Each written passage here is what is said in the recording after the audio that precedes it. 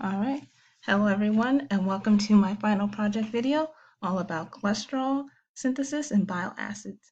In this video, we will cover what is cholesterol, the different steps and how it's synthesized, and a bit on bile acids and some medical issues that can affect how cholesterol is controlled in the body and then some of the consequences from that. Going ahead and getting started, let's change. Next slide. Oh, wait, too fast. What is cholesterol? So cholesterol, on the right here, we have the chemical structure of cholesterol, starting at the hydroxyl group, the four steroid rings that make up the steroid nucleus. And attached at the tail is a hydrocarbon side chain. Oh, seen here, it kind of highlighted in the blue. So what is cholesterol? Cholesterol is a lipid macromolecule involved in membrane structure, and it's a precursor to bile acids and many hormones, such as testosterone, estrogen, and others. The structure is the hydrocarbon tail, as we see here in blue, the four hydrocarbon rings, and some of the different ways that we get cholesterol is either through dietary sources like meat, fish, and eggs, or as the majority of cholesterol is gotten in the body through de novo synthesis, or like in the body synthesis in the liver. Now, one interesting thing to note is cholesterol is an empathic molecule. That is owing to the hydroxyl group at the top, which polar, and the hydrocarbon side chain, nonpolar at the bottom. So when we talk about like cell membrane structure, it's able to do that kind of dual role of attach the polar and nonpolar side of different kinds of molecules. Now that we know what we're working with, let's see how it gets made.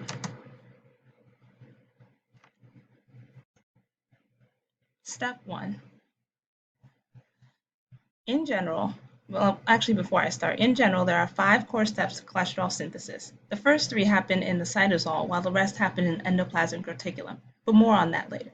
Step 1 actually starts with acetyl-CoA, which many of you might know as being from glycolysis, the main input for the TCA or citric acid cycle. In this process, we're actually going to take two molecules of acetyl-CoA and put them together using the enzyme thiolase to make it into one large molecule called aceto-acetyl-CoA. After that, we'll take our big molecule, aceto-acetyl-CoA, and it's going to join with a third acetyl-CoA molecule using an enzyme called HMG-CoA synthase to give us HMG molecule. And then finally, from there, it is reduced by HMG-CoA reductase to make mevalonate. This right here is the important rate-limiting step in the whole cholesterol synthesis process, and there's only one rate-limiting step, and this is it. Being that this step is so important, it is regulated in a variety of ways through phosphorylation, transcriptional control, or better known as gene editing control, and negative feedback mechanisms through different kind of metabolites that come off of the mevalonate. So that's HMG-CoA reductase. That is the key enzyme in this step and in this whole process. Next slide. Next, our mevalonate molecule from step 1 goes through 3 ATP-fueled phosphorylations. As well, it's not shown here in this molecule, but 3 different phosphorylation steps, each with its own specific kinase, and then it's decarboxylated to make IPP, or an isoprenoid molecule.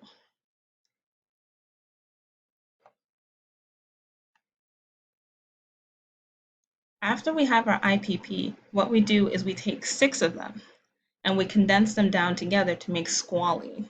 And squalene is interesting in that it's a little bit like the final cholesterol, but not that much. We start to get a picture of what it's going to turn into, but this is when we really start going from the raw acetyl-CoA into what will then be our cholesterol. At this point, I think it looks a bit like 5 open-ish rings, kind of like little Pac-Mans, all kind of attached to each other. But that's just moving on. Step 4, now we take our squalene. It gets transported from the cytosol. So all of our previous 3 steps, they took place in the cytosol of liver cells, which, as we know, most of the cholesterol in the body comes from the liver. It goes from the cytosol into the endoplasmic reticulum. And what happens then once it's transported to the endoplasmic reticulum is that it gets cyclized, right? We start to close those rings. And this happens through the transfer of methyl groups from carbons number 14 and 8 onto 13 and 14 respectively. So the methyl group of 14, we just pop it off, slide it over, plop it onto 13, and then we take a methyl group from 8, pop it off again, attach it to carbon number 13. And that is what is actually closing our rings here. That's the mechanism that's going on.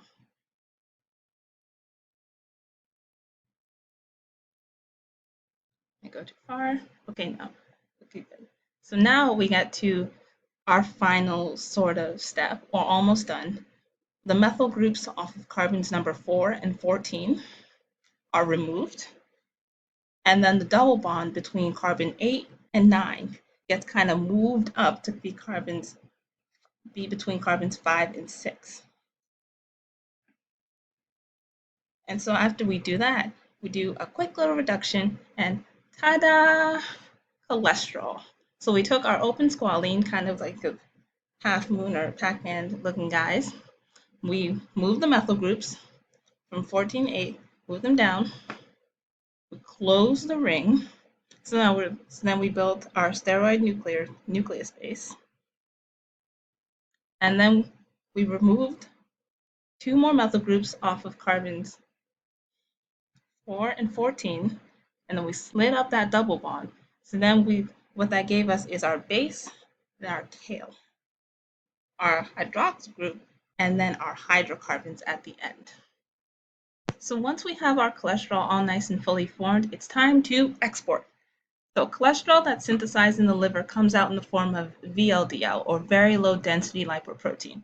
Lipoprotein are essentially balls of cholesterol, and they come in 4 main sizes: very low density, intermediate density, low density, and high density.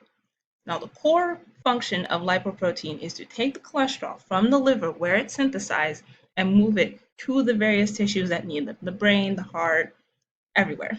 Now, 2 points I want to highlight here are the functional roles of LDL and HDL, which are the ones we really want to highlight as important and want to keep in front of our mind. LDL, or low density lipoprotein, is most infamous for clotting on itself and causing plaque buildups in the arteries, which can then lead to blockages. So it's commonly known as the bad cholesterol, right? And then HDL, on the other hand, the smallest of the lipoproteins, the high density lipoprotein, floats around kind of like a teeny tiny broom and picks up the excess cholesterol from the arteries and takes it back to the liver. So our LDL, typically our bad cholesterol, normally our cells have LDL receptors on them that can help take that excess LDL out of the system so it doesn't cause problems. But anything that the LDL receptors can't really take up, we have our HDL that's there, and it just goes through and helps speed up that process of cleaning up the arteries, making sure everything is good. Now, on to bile acids. Once the cholesterol is synthesized, aside from being exported all over the body, another use for it is as a starting material for bile acids. Now, bile acids are a kind of detergent, so again, that ambipathic nature is coming back into play, bind to the polar and nonpolar molecules.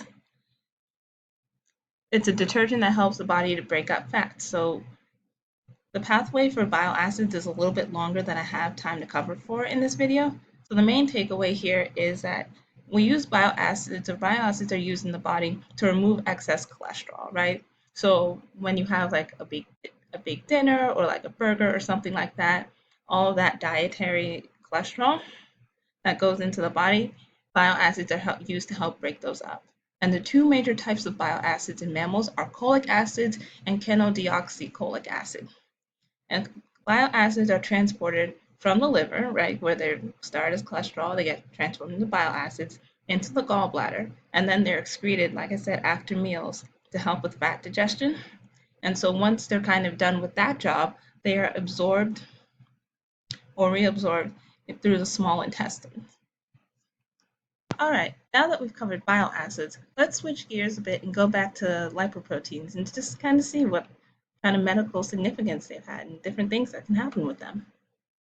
Now, in a healthy adult, we usually have a good balance of the HDL, so our good cholesterol, and our LDL, or like so-called bad cholesterol, in the blood serum as a whole, right? And ideally, what we would like to see is more of that HDL, so that super high density lipoprotein that goes through and clears arteries, than we would of LDL.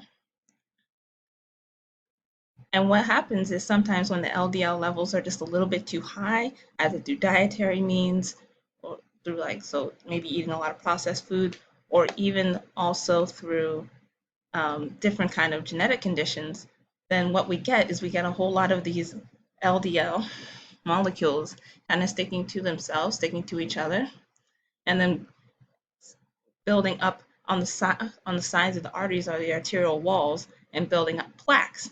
Now what happens is as they build up on top of each other, we get narrowing of the arteries and then blood flow gets restricted. And when blood can't flow the way it normally should, the heart has to pump harder and harder just to keep the same amount of, regular blood flow going through. And this process, or like this disease state of LDL building up on the arterial walls, building up as plaque, and then narrowing the arteries so then the blood can't flow as well is known as atherosclerosis. Diseases that can come up as a result or in conjunction with atherosclerosis or like really high cholesterol levels or diabetes and hypothyroidism. And usually in the case of like atherosclerosis that comes from dietary means, diet can also help control the cholesterol. So fatty acids come in two major forms, saturated and unsaturated. And for a long time, the medical consensus has been that the saturated fat is one that we kind of want to reduce because that one, the carbons are tightly packed together. And the unsaturated, so that one usually comes from sources like, fresh fish, olive oil, different things like that. They have one double bond in the structure. They're usually about liquid at room temperature. So those are the ones we like to focus on if we're trying to help atherosclerosis through dietary means. Now, on the family side, there are some genetic disorders where people are more likely to have high cholesterol, and that usually happens when there is a mutation in the genes that code for LDL receptors that are used by the cells to take LDL out of the body or out of the blood. So when there's less LDL receptors, then there's more LDL in the blood because it's not being taken out. And so the more LDL that's in the blood, the higher risk of atherosclerosis. That covers all about the main points about cholesterol. So now let's get into some questions.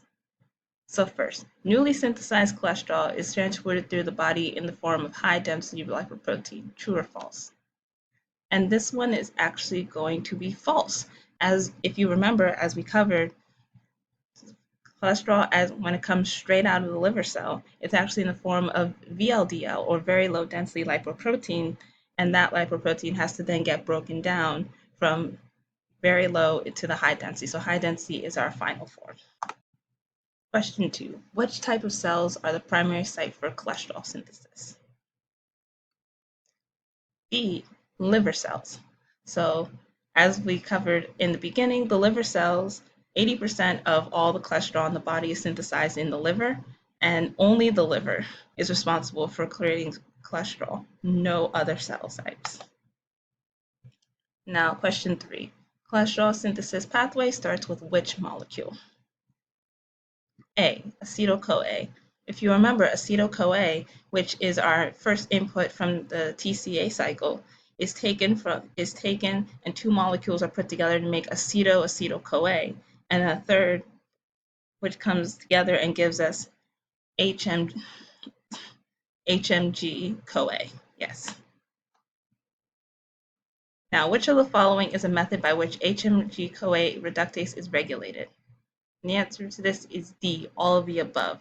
If you remember, HMG-CoA is our core rate limiting protein, and so or enzyme, should I say, and with that, it is regulated through all of these different ways to make sure that we have control over how much cholesterol is being produced. The patient presents in the hospital with abnormally high LDL and triglyceride levels. Then what are they most likely suffering with? That would be C, atherosclerosis. If you remember, the LDL likes to stick to itself and then cause the plaque buildup in the arteries, which then narrows the artery walls and makes it more difficult for blood to flow. So that is all I have for my presentation today. Thank you so much for tuning in, and I hope this was helpful. Good night.